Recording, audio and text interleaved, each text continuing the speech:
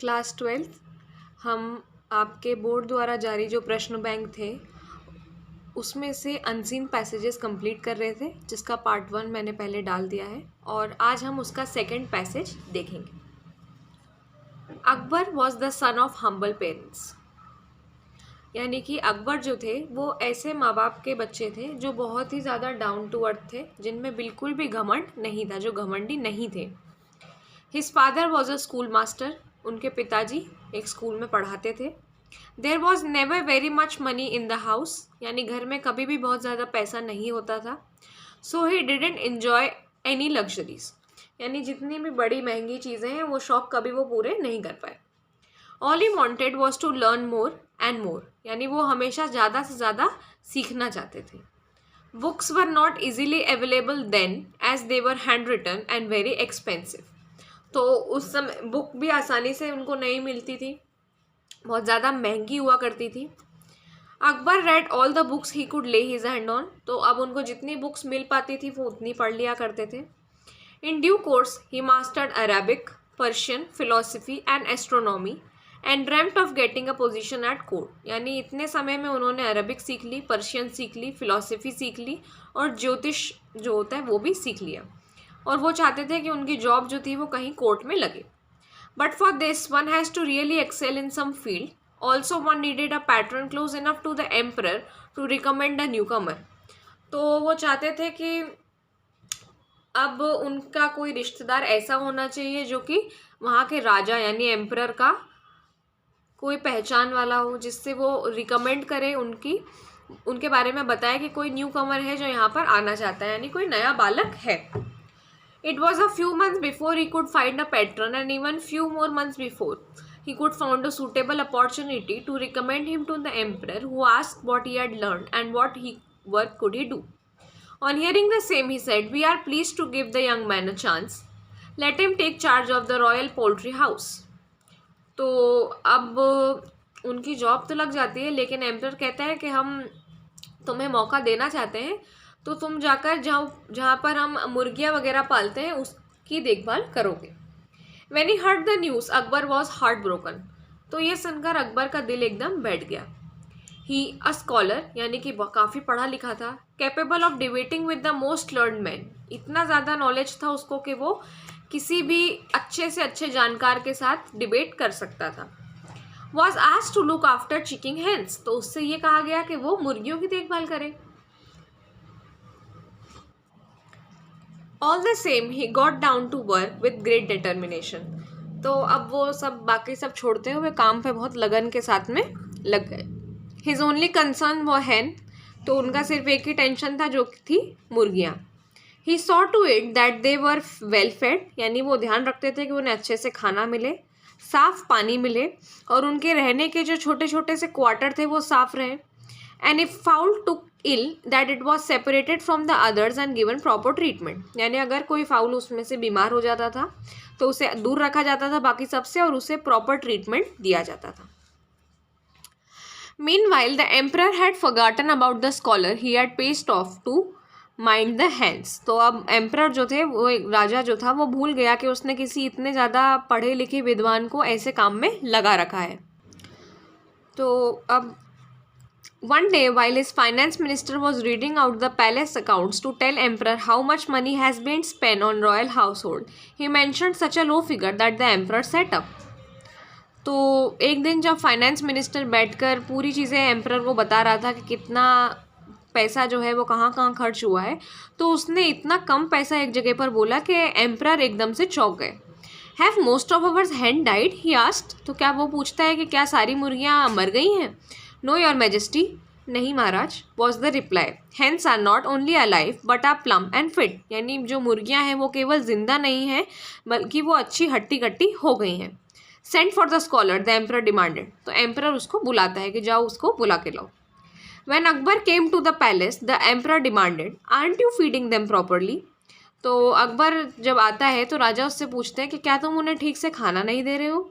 I am sir, only the food is different, यानी कि sir मैं खाना उन्हें दे रहा हूँ लेकिन खाना जो है वो थोड़ा अलग है। I am feeding them what can not be used in the royal kitchen, यानी जो भी किचन में यूज़ नहीं हो पाता है मैं उन्हें वो खिला रहा हूँ, जैसे कि सब्जियाँ, उनके छिलके और बाकी सब बचा हुआ जो भी यूज़ होता है। And dough use to seal the vessel while cooking for your majesty, और जो आपको पकाने के लिए जितनी भी चीज़ें होती हैं उनमें से थोड़ी बहुत चीज़ें मैं वहाँ दे देता हूँ। The hence not only enjoy it but it is also very good for them, यानी ये मुर्गियों के लिए ना केवल उन्हें अच्छा लगता है लेकिन ये उनकी सेहत के लिए भी काफ़ी अच्छा है। Good work, we have I promote you to the rank of royal librarian. तो वो कहते हैं कि बहुत अच्छी बात है, तुम अपना काम अच्छे से कर रहे हो, अब मैं तुम्हें आगे बढ़ाता हूँ और अब तुम्हें लाइब्रेरी में काम करना होगा। अकबर वॉज बिटरली डिसअपॉइंटेड, अब उन्हें और ज़्यादा बुरा लगा। He had spend the first 30 years of his life gaining knowledge, तो अब उन्होंने अपनी लाइफ के पहले 30 साल तो ऐसे ही निकाले नॉलेज ले लेकर। How he wish to gain that knowledge and help people, तो वो चाहते थे कि उस नॉलेज का इस्तेमाल लोगों की मदद करके हो, लेकिन instead as a head of royal library he would be only seeing books and no people, तो अब वो सिर्फ किताबें देख पाएंगे, लोग नहीं देख पाएंगे। But he buckle down to organising the library, लेकिन वो फिर से काम में लग गए, लाइब्रेरी जमाई। तो 1 साल बाद एम्परर जो थे राजा, वो लाइब्रेरी आए and he was surprise to find each book covered with a packet of silk velvet और ब्रोकेट। तो उन्होंने बोला कि जब वो आए उन्होंने देखा कि किताबें जो थी उनके कवर सिल्क से थे, वेलवेट से थे। There were hundreds of book and not one without a cover, तो उन्होंने कहा कि इतने सारे बुक्स हैं और सबके ऊपर कवर चढ़े हुए हैं। You have used expensive material to cover the books but have not charged us, तो उन्होंने कहा कि तुमने इतने महंगे महंगे कवर लगा रखे हैं लेकिन इसका पैसा तो तुमने हमसे लिया ही नहीं है। Surely you are not spending your own money, तो क्या तुम्हें पूरा विश्वास है कि तुम खुद का पैसा नहीं लगा रहे हो? अकबर नीचे झुककर कहता है, your majesty this cover did not cost anything, यानी इन कवर से मुझे कुछ भी पैसा नहीं लगा है। Every dozens of people come to the court with humble grievance on sheet of paper which are folded and placed inside a bag of the most expensive material that they can afford. तो वो कहता है हर रोज़ दर्जन लोग आते हैं आपके पास, कुछ शिकायत लेकर आते हैं, कुछ अपना दुखड़ा लेकर आते हैं, और जो पेपर फोल्ड करके वो जिस बैग के अंदर रखते हैं वो बहुत ही कीमती मटेरियल का बना होता है, जितना वो अफोर्ड कर सकते हैं, जितना उनके बस में होता है। तो मैंने उन्हीं का यूज़ करा है, I have used them. The emperor was very pleased and gave him a bigger responsibility, तो आखिरकार एम्परर जो है वो उससे बहुत खुश होता है और उसे अब उससे ज़्यादा बड़ी रिस्पॉन्सिबिलिटी यानी जिम्मेदारी दे देता है। तो अब हम इसके क्वेश्चन आंसर्स देखते हैं। विच of the following can be said about Akbar's family, कौन सी चीज़ है जो हम अकबर के फैमिली के बारे में सही कह सकते हैं? They were poor and uneducated, यानी कि वो गरीब थे और अनपढ़ थे। They discouraged him from being courtier, यानी वो बिल्कुल भी समर्थन में नहीं थे कि वो जाके राजा के साथ काम करे, नहीं, ये गलत है। He was ashamed of them, उसे शर्म आती थी उनकी और वो उनके बारे में बिल्कुल भी कोर्ट में बताता नहीं था। तो इसमें से अगर देखें तो कोई सा भी ऐसे तो सही नहीं है, लेकिन ए सही है क्योंकि वो गरीब थे और अनपढ़ थे। लेकिन पुअर के साथ साथ इसमें अनएजुकेटेड लिखा हुआ है, और हमने पीछे सबसे पहली लाइन पढ़ी थी कि उनके पिताजी जो थे वो स्कूल मास्टर थे, तो अनएजुकेटेड के साथ पुअर आया, इसलिए ये वाला स्टेटमेंट भी हम नहीं कर पाएंगे, इसलिए नन, कोई सा भी स्टेटमेंट सही नहीं है। Which of the following is true in context of the passage, इनमें से कौन सा सही है? Akbar was age when he was finally made a courtier, यानी उनकी बहुत उम्र हो गई थी। Akbar excelled at whatever job the emperor assigned him, सही है कि अकबर को जो भी काम दिया जाता था वो बहुत अच्छे से करते थे। Emperor did not value a person's education but his family background, यानी एम्परर जो थे उन्होंने उसके एजुकेशन पर ध्यान नहीं दिया, उसके फैमिली बैकग्राउंड पर ध्यान दिया, नहीं, ये भी गलत है, तो second, only B. How many years of Akbar's life was spend gaining knowledge, कितने साल उन्होंने नॉलेज में बिताए थे? 30 साल, बीच में एक लाइन आई थी 30 years. Choose the word which is opposite in meaning to the word bitterly, bitterly यानी कड़वाहट के साथ, तो उसकी जगह हम लिखेंगे sweetly. How did Akbar handle is appointment as a royal librarian, उनको कैसा लगा जब उनको रॉयल लाइब्रेरियन बताया गया? तो वो डिसअपॉइंट हुए थे, लेकिन फिर भी उन्होंने अपने बेस्ट एफर्ट लगाए थे वो काम करने में। How did Akbar manage the cover for books, कैसे उन्होंने देखा कि कवर लगाए जाएं? उन्होंने used sheets of paper use करी या फिर उन्होंने किसी से लिए किराए पर, या उन्होंने खुद के पैसे लगाए, या उनको नहीं पता था। तो उन्होंने यूज शीट्स ली थी जो पेपर की, जो पहले से लोग आते थे। इनसाइड द बैग यहाँ लिखा हुआ था, sheets of paper which are folded and placed inside a bag of the most expensive material. तो वो उसका ही यूज कर लिया करते थे। Why did the emperor send Akbar when he was charge of poultry. तो उन्होंने उसको क्यों बुलाया था चार्ज ऑफ पोलिट्री करके? To test Akbar's knowledge of poultry, या फिर to see if Akbar was worthy of higher responsibility, यानी वो देखना चाहते थे कि क्या इसको और कुछ भी दिया जा सकता है। To understand why poultry was thriving despite reduced expenditure on it. तो वो ये जानना चाहते थे कि पोल्ट्री जो थी उनकी बहुत अच्छे से चल रही थी, लेकिन खर्चा जो था वो कम हो गया था, तो ऐसा क्यों हुआ था। What lesson can be learn from the story, क्या सीख सकते हैं हम इससे? Patience and hard work will help one achieve success, यानी आप लगातार हार्डवर्क करते रहेंगे पेशेंस के साथ में, धैर्य के साथ में, तो आपको कभी ना कभी सक्सेस मिल जाएगी। Choose the word from which nearly the same in meaning as word low. Low के जैसा सेम आपको क्या दिख रहा है यहाँ पर? As use in the passage, short. फिर close, as used in the passage, shut, बंद करना। क्लोज करना और शट करना एक जैसी चीज़ें होती हैं। तो ये आपका पैसेज सेकंड खत्म हुआ। अब इसके बाद हम पैसेज नंबर 3 स्टार्ट करेंगे इसी के साथ में।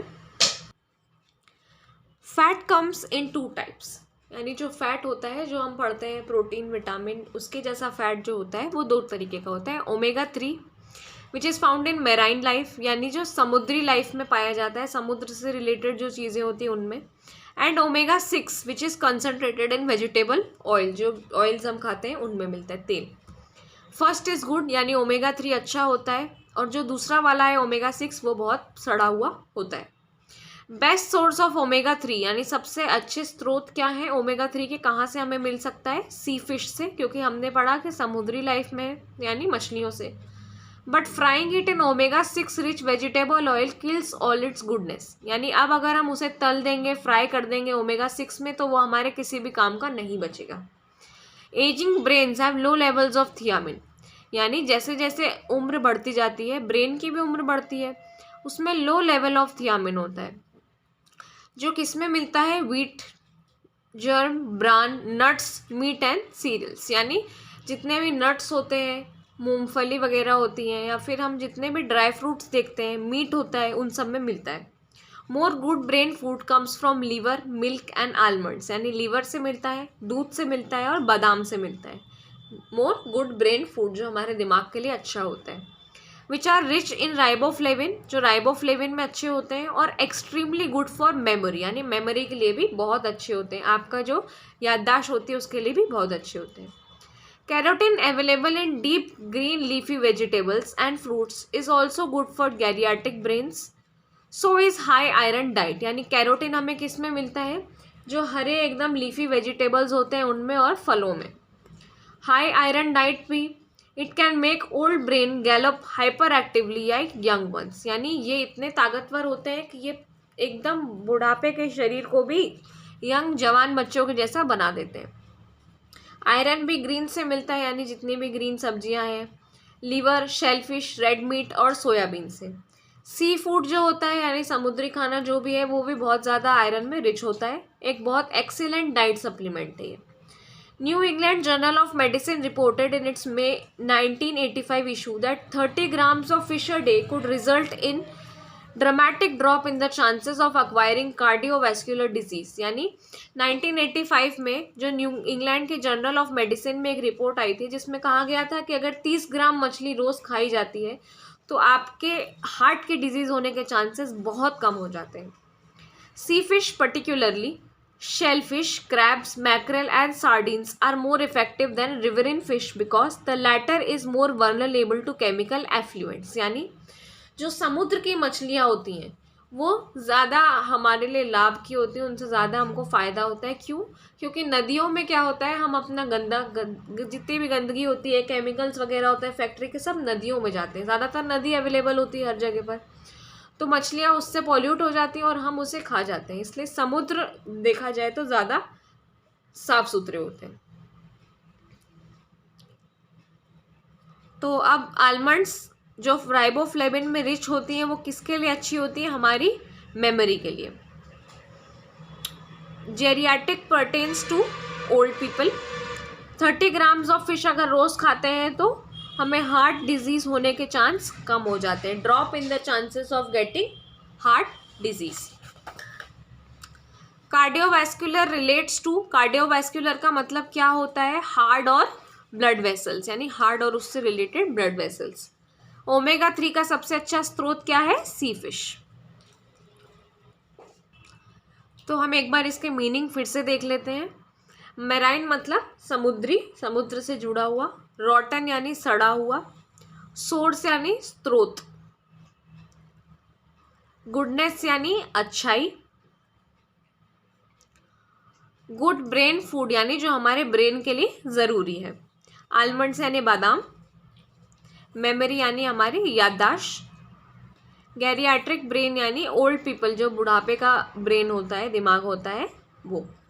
हाइपर एक्टिवली यानी जो बहुत ज़्यादा मस्ती करते हैं, जो पूरा टाइम जिनमें एनर्जी बनी रहती है वो।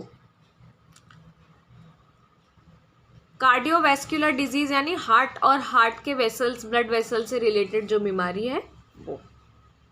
रिवरेन फिश यानी जो नदी में पाई जाने वाली मछलियाँ होती हैं।